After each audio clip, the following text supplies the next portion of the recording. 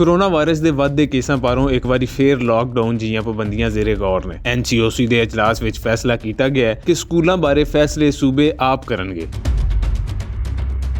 ਦੂਜੇ ਬੰਨੇ ਵਜ਼ੀਰੇ ਤਾਲੀਮ ਪੰਜਾਬ ਮੁਰਾਦ ਰਾਸ ਹੋਰਾਂ ਦਾ ਆਖਣਾ ਹੈ ਕਿ ਸਕੂਲਾਂ ਅੰਦਰ SOPs ਉੱਤੇ ਪੂਰੀ ਤਰ੍ਹਾਂ ਅਮਲ ਦਰਾਮਦ ਕਰਵਾਇਆ ਜਾ ਰਿਹਾ ਹੈ ਤੇ 12 ਸਾਲ ਤੋਂ ਵਧੇਰੀ ਉਮਰ ਦੇ ਬਾਲਾਂ ਦੀ ਵੈਕਸੀਨੇਸ਼ਨ ਦਾ ਅਮਲ ਵੀ ਜਾਰੀ ਹੈ। ਇਸ ਲਈ ਹਾਲੇ ਅਜਿਹਾ ਕੋਈ ਫੈਸਲਾ ਨਹੀਂ ਕੀਤਾ ਜਾ ਰਿਹਾ ਕਿ ਸਕੂਲ ਬੰਦ ਕੀਤੇ ਜਾਣ। जो ऑप्शन दी गई है वो ये है कि 12 से नीचे जो बच्चे जो वैक्सीनेटेड नहीं हैं उन क्लासेस को स्टैगर कर दिया जाए और बाकियों को जो 100% बच्चे वैक्सीनेटेड हैं वो 100% क्लासें उसी तरह चलें जिस तरह इस वक्त चल रही हैं। सो ये फैसला इंशाल्लाह ताला आप देखना अगले 24 घंटे के अंदर आएगा। ਜ਼ਰਾਏ ਦਾ ਕਹਿਣਾ ਹੈ ਕਿ ਜੇਕਰ ਕੋਰੋਨਾ ਵਾਇਰਸ ਦੇ ਮੁਤਾਸਰਾ ਕੇਸ ਇੰਜ ਹੀ ਵੱਧਦੇ ਰਹੇ ਤੇ ਫਿਰ ਪਾਬੰਦੀਆਂ ਲਾਉਣਾ ਹਕੂਮਤ ਦੀ ਮਜਬੂਰੀ ਬਣ ਜਾਵੇਗਾ। ਹਾਲਾਂਕਿ ਪੰਜਾਬ ਹਕੂਮਤ ਨਹੀਂ ਚਾਹੁੰਦੀ ਕਿ ਕਾਰੋਬਾਰ ਬੰਦ ਕਰਕੇ ਮਹਿੰਗਾਈ ਦੇ ਸਤਾਏ ਲੋਕਾਂ ਨੂੰ ਨਵੀਂ ਮੁਸੀਬਤ ਵਿੱਚ ਪਾਇਆ ਜਾਏ। ਜ਼ਰਾਏ ਦਾ ਇਹ ਵੀ ਕਹਿਣਾ ਹੈ ਕਿ ਲੋਕਾਂ ਨੂੰ ਵੈਕਸੀਨ ਉੱਤੇ ਮਜਬੂਰ ਕਰਨ ਦੇ ਨਾਲ-ਨਾਲ ਮਾਸਕ ਦੀ ਪਾਬੰਦੀ ਕਰਾਉਣ ਲਈ ਵੀ ਜੁਰਮਾਨੇ ਵੀ ਕੀਤੇ ਜਾ ਸਕਦੇ ਹਨ।